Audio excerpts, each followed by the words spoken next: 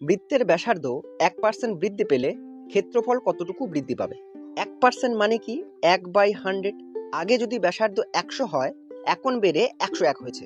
ব্যাসার্ধের অনুপাত যদি 100:101 হয়, ক্ষেত্রফলের অনুপাত তার বর্গ হবে। স্কোয়ার করলেই ক্ষেত্রফল পাওয়া যাবে। কারণ কি, পাই আর স্কোয়ার যদি ক্ষেত্রফল হয়, পাইটা আমরা কেটে দিয়ে ডাইরেক্ট স্কোয়ারটা রেখে দিলেই হয়। 100 স্কোয়ার 10,000। এরকম ভাবতে পারি, এই দুটো শূন্য 4টে শূন্য হয়ে গেছে স্কোয়ার করার পর। এদিকে 101 স্কোয়ার কত হবে?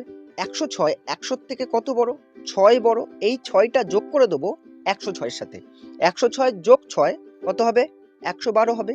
যেটা বেশি হয়েছিল সেই সংখ্যাটাকে এবার স্কোয়ার করে দেবো। 6 6 36 লিখে নেবো। তাহলে 106 স্কোয়ার 11236। আরও একটা দেখাচ্ছি। মনে করো 103 স্কোয়ার করতে হবে। 103 100 থেকে কত বড়? 3 বড়। সেই 3টাই আবার 103 এর সাথে যোগ করে দেবো। 103 প্লাস 3 106 হবে। 3 স্কোয়ার কত? 9। কিন্তু একটা জিনিস খেয়াল রাখো, এখানে যে স্কোয়ার করেছিলাম 6 6 36 করেছিলাম, কটা ডিজিট এসেছিল? দুটো ডিজিট। এখানে 3 স্কোয়ার 3 3 9 করার সময় একটা ডিজিট আসছে, 9 আসছে।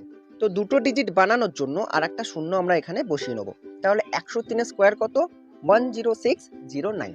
তাহলে 101 স্কোয়ার এখন কত হবে? 101 100 থেকে কত বড়?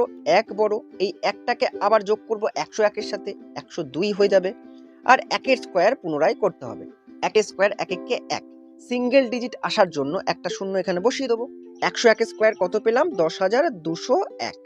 আগে ক্ষেত্রফল ছিল 10,000 বর্গ একক, এখন ক্ষেত্রফল হয়েছে 10,201 বর্গ একক। কতটুকু বেড়েছে? 201 বর্গ একক বেড়েছে। আগে কত ছিল? 10,000 বর্গ একক ছিল। শতকরা জানার জন্য 100 দিয়ে গুণ করে দেবো। এই দুটো শূন্য কেটে দিলাম। 201/100 মানে দুটো সংখ্যা আগে পয়েন্ট বসাবো। এই 201-এর দুটো সংখ্যা আগে পয়েন্ট বসাবো মানে পয়েন্টটা কোথায় বসবে? শূন্যের আগে বসবে। তাহলে 2.01 হয়ে যাবে উত্তর।